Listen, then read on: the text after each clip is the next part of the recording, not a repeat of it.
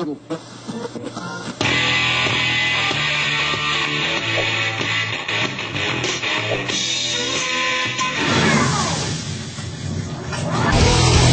the ready or not. How you like me now? I say.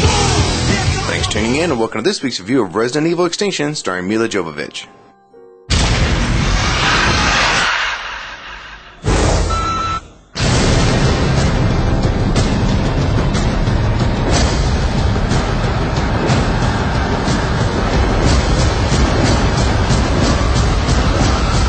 As most of you already know, this movie series is based on the popular video game series of the same name. And what was the best part of this movie?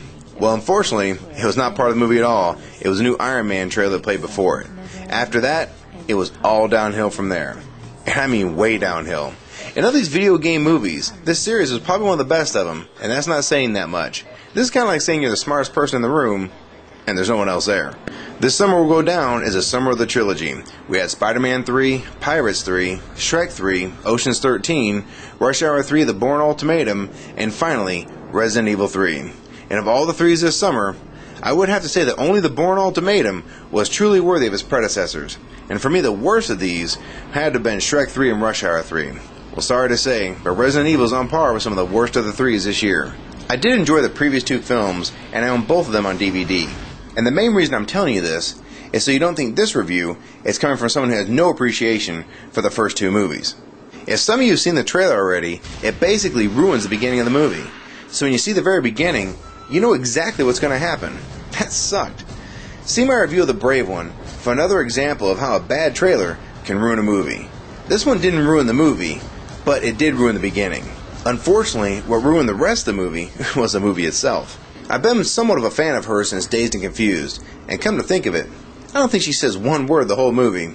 I think her job was to look hot, and I think she pulled it off pretty well. Yeah, people growing it all over the country, you know? The whole country back then was getting hot. Let me tell you, man, because he knew he was on it. She really got noticed with her role as Lulu in Fifth Element, and she's been doing pretty good ever since. And some of you may not know this, but she was also in a Married with Children episode as someone who definitely gave Kelly a run for her money. And this is the hall where my locker is. Kelly, we've been at school for hours. Will we be going in a classroom today? Look, do you want to see how it's done in America or what? I'm sorry. What happens next? Well, first we'll meet some boys. How do we do that?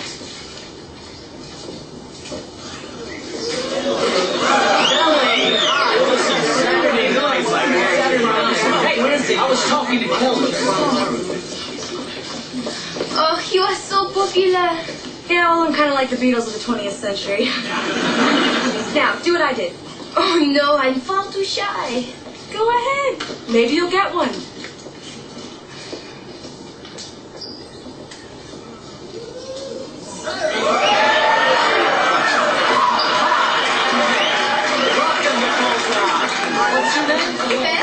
Besides being a ridiculously beautiful woman, she's also been able to pull off some pretty good fight scenes. Now, not all of her movies have been great ones, but she has had enough success to warrant some discussion. The only other decent thing in this movie is that the casting has the proper continuity from the previous film to this one.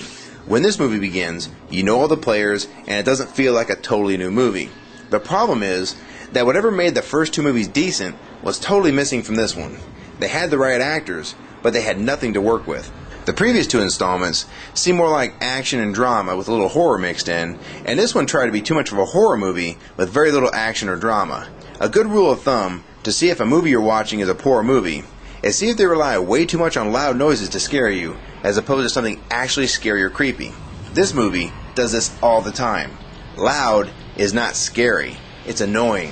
These damn birds keep yelling in your ear, sparks are popping loud as hell. This stuff is amateurish at best. So once this movie has its little intro, it drags horribly like it has a broken leg. And there are a few moments of action with the dogs, but it felt totally pointless. As you've seen in the trailer, the birds get infected with the virus as well, because of them feeding off of infected people. This part of the movie is pretty lame. And the worst part is when they're shooting at the birds, because there's only like 10,000 of them, so why waste the ammo? It's like shooting at cockroaches or ants. It's pointless. Just get out of there. One of the worst decisions of this movie was giving her some powers like Neo from The Matrix, and there were so many wrong turns in this movie I couldn't even count them all. And I'm not sure if this was a result of a terrible script or just really bad execution of it. And this movie also has some really bad dialogue, and I mean worse than usual. The others were much better than this one, and this one pretty much fell off the map in every way. Now for the ending. I mean, wow. This was just laughably bad. The final battle scene was unbelievable. And by unbelievable, I mean unbelievably bad. It was so disappointing. And I was hoping that the ending would somewhat redeem the movie in some way. But after I knew the ending had happened, I felt at least it saved me from any conflicts with the rating I gave this film. Overall, this movie was a complete disappointment.